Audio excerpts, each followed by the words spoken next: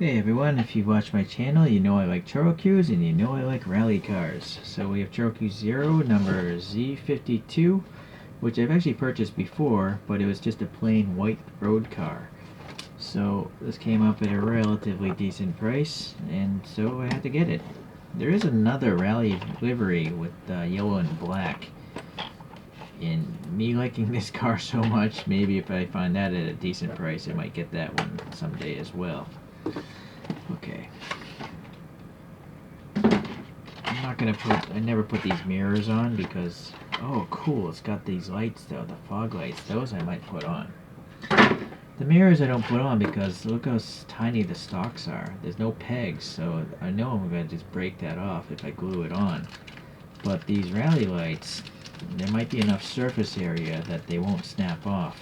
Let's take a look. Yeah, those mirrors are probably not going to stay on very long if I put them on the doors. They'll just break off and leave a residue mark. But these, the lights are glued in two spots, right? So I think, well, let's look at the instructions here.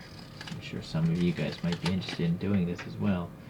Alright, so the big light is on the top at an angle.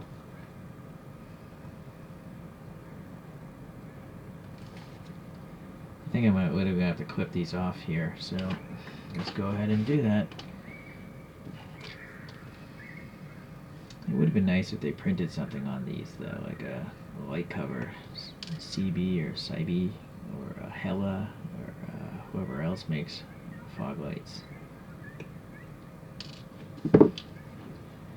So I'm not sure which way this is supposed to go.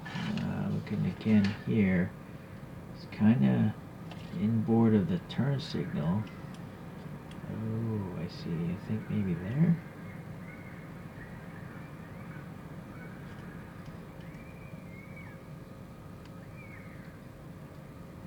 I don't see how any other way it would go on there. So unfortunately, yeah, it's got these standoffs, but they aren't the same size as that recess. Ideally, they would have made it the same size as that rectangular recess right there, so it like aligns itself. But I'm pretty sure that's where it's supposed to go. I'm just trying to have it rest. So let me come back. I think if I crazy glue this in both spots, it might actually be strong enough to stay there. Okay. And even if it did break off, I would probably just glue it back on and you would never know the difference. So I think the fog lights are worth gluing on. So I'll come back. Alright. It turns out there is a preferred way to mount these things, but it's not explained in the directions, so I'll try to show you. There's a rectangular, slot piece on the back side of this fog light here. And that thing is supposed to sit in that recess, but also pushed up against the side of the license plate. So hold on, let me try to get in a little closer. There. So you see the height of it actually matches the height of this recess, and then it's pushing up against the side of the license plate as well. And it did have a little bit of glue here, although this doesn't really touch that surface in the middle so much. So the majority of the glue is really, I think, on the side of the license plate, and obviously in that vent as well. So that's why I think it's going to be a pretty strong bond. Even if you drop this, if it's crazy glued at least, it should be pretty durable.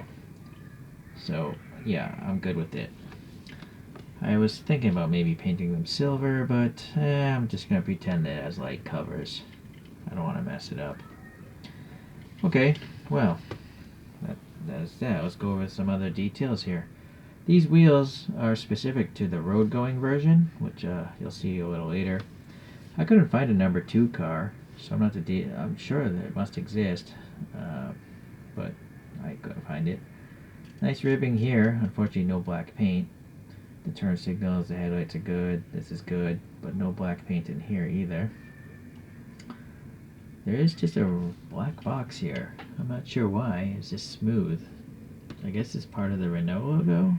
I'm not sure. Bridge is here, but again, no paint. There's a blank banner on the windshield. There's black paint for the window molding. The Renault logo up there. Nice little wing there with a separate Well, it's not a separate piece, I don't think. It just looks like a, it's part of the rear hatch. Yeah. And then, yeah, I got the orange and the red taillights. Nice vents again, but no black paint. I think these are supposed to be black as well. What it is. And then, sadly, there's no color in here either. Should be red reflectors in there.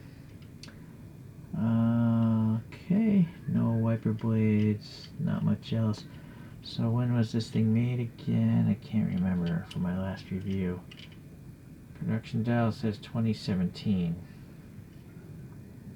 Yeah, so sometime I think mid 2017. See the construction there, little silver exhaust there. It's pretty funny. Yeah, you can see it from the back. So really I just need to add some black paint details, but I'll do it later. I'm not gonna bother here. These are also supposed to be orange as well. So yeah, in hindsight, maybe I should have painted this stuff first before I added those. Oh well, can't get everything right. I usually don't. Let's compare it to a couple other models and look at the wheels of the street car. So there's that blue street car back there. So those wheels are pretty much what ChoroQ was going for here. Right, it's even got those little ridges in the center section. So it works. Alright.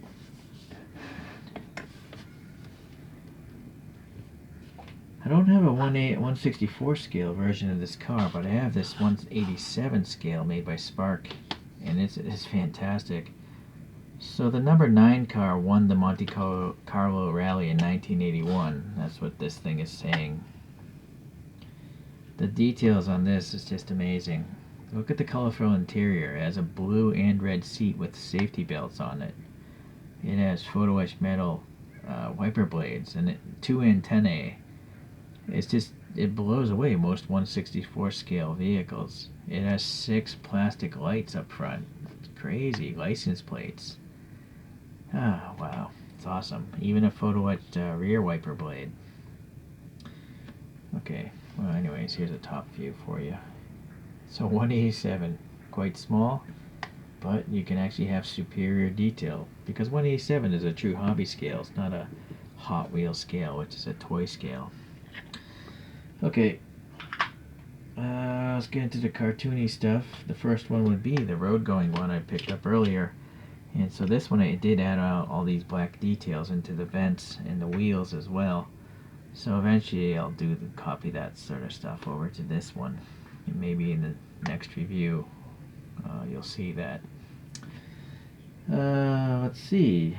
A couple other Renaults. I have this A1110 police car. But this car was rally raced as well. There is a livery of it. I just haven't been able to pick it up at a decent price. Eventually it will happen. And then this next one is a Renault buggy Schlesser. There was some guy named Schlesser that wanted to put, I think, the car rally in this thing. This is his own design. Granted, this is a cartoon version of it. And this is made by Wanda Coffee. It came with some free cans of coffee in Japan at some point in time. I had to buy it though. Alright, I'm going to lose the road car. And here's another Wanda, but it's the Lancia Stratos. Totally different form of deformation. It's so short. That's another freebie, so it's inferior quality as expected. But here's a Mitsubishi Pajero, and that's by ChoroQ, and I have 3D printed wheels on that one. So I like all these off-road vehicles, that's for sure. Alright, I guess we'll let this guy spin on its own here. I'm just gonna leave it up here in front of that road photo. Alright, so another cool ChoroQ.